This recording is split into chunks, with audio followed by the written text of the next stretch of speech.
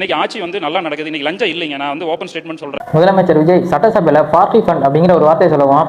அந்த மாதிரிலாம் எந்த ஒரு ஊழலுமே நாங்கள் பண்ணலன்னு தெரிச்சடிச்சு வெளியே நாங்கள் சண்டை போட்டுட்டு இப்போ என்னடானா அவங்களே சொல்றாரு உண்மையை. இந்த ஆட்சியில் எந்த ஊழலுமே நடக்கல, எந்த பார்ட்டி ஃபண்டுமே வாங்கல, நல்ல நிலைமையில ஆட்சி நடக்குது. முதலமைச்சர் விஜய்க்கு நன்றிலாம் சொல்றாங்க. இதுக்கெல்லாம் கொத்து என்ன கொத்து சொல்ல போறீங்க? என்ன சொல்ல போறீங்க? இதை கண்டுக்கவே மாட்டீங்க, அப்படியே தட்டி விட்டு போயிருவீங்க. திரும்பி என்ன ஏதாவது தப்பு நடந்துச்சுன்னா அதை எடுத்து ஏதாவது சோபா மாடலே குதிரை பேரம் அப்படின்னு பேச ஆரம்பிச்சிருவீங்க. உங்க கொத்து ஃப்ரெண்ட் யாராவது இருந்தால் அந்த வீடியோ ஷேர் பண்ணிட்டு பார்க்க சொல்லுங்க. இன்னைக்கு ஆட்சி வந்து நல்லா நடக்குது. இன்னைக்கு லஞ்சம் இல்லைங்க. நான் வந்து ஓப்பன் ஸ்டேட்மெண்ட் சொல்றேன். நான் டிவி கேட்கல போலிங்க.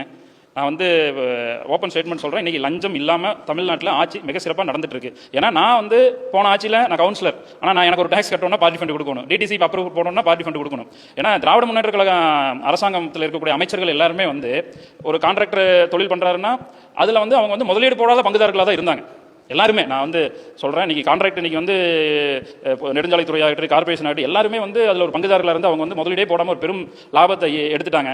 ஸோ இந்த மாதிரி ஊழல் நிறைய நடந்திருக்கு. நான் இன்றைய முதலமைச்சருக்கு ஒரே ஒரு வேண்டுகோள் தான் வைக்கிறேன். நீங்கள் வந்து எல்லா துறைக்கும் இந்த மாதிரி ஒரு ஊழல் எங்கெங்கே நடந்திருக்குன்னு பார்த்து அது எல்லாமே மக்கள் பணம் மக்கள்கிட்ட கொண்டு வந்து சேர்த்தோன்னு ஒரு தாழ்மையான வேண்டுகோளை எங்கள் மூலியமாக வைக்கிறேன்.